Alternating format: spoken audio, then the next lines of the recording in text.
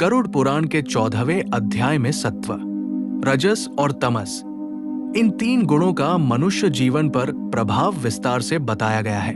भगवान विष्णु गरुड़ जी को समझाते हैं कि मनुष्य का स्वभाव, उसके विचार और कर्म इन्हीं तीन गुणों के आधार पर निर्मित होते हैं। कोई भी व्यक्ति पूर्णतः स्वतंत्र नहीं होता, बल्कि वो इन गुणों के प्रभाव में रहकर ही कर्म करता है। इस अध्याय में बताया गया है कि सत्व गुण ज्ञान, शांति, करुणा और पवित्रता से युक्त होता है। जिस मनुष्य में सत्व गुण की प्रधानता होती है, वो धर्म, सत्य और संयम के मार्ग पर चलता है।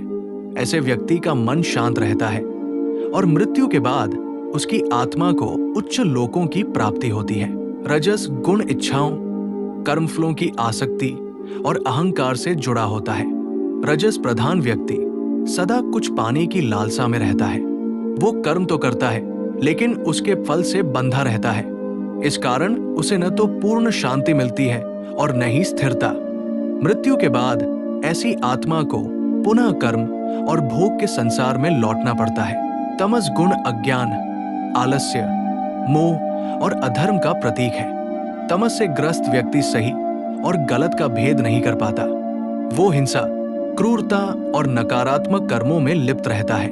ऐसे कर्म आत्मा को भारी कष्ट देते हैं और मृत्यु के बाद उसे निम्न योनियों या दुखद अवस्थाओं का सामना करना पड़ता है।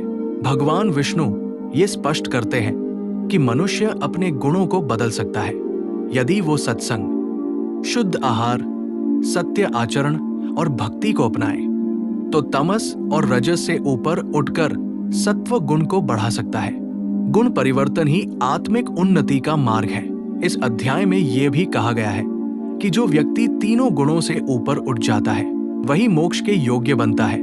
जब मनुष्य अपने कर्म ईश्वर को समर्पित कर देता है और फल की इच्छा त्याग देता है, तब वो गुणबंधन से मुक्त होने लगता है। गरुड़ पुराण का 14वां अध्याय ये सिखाता है कि जीवन में होने वाला हर सुख दुख गुणों का परिणाम है। यदि मनुष्य अपने जीवन में सत्व गुण को प्रधान बना ले, तो उसका जीवन शांत, पवित्र और सार्थक बन सकता है। यही अध्याय का मुख्य संदेश है।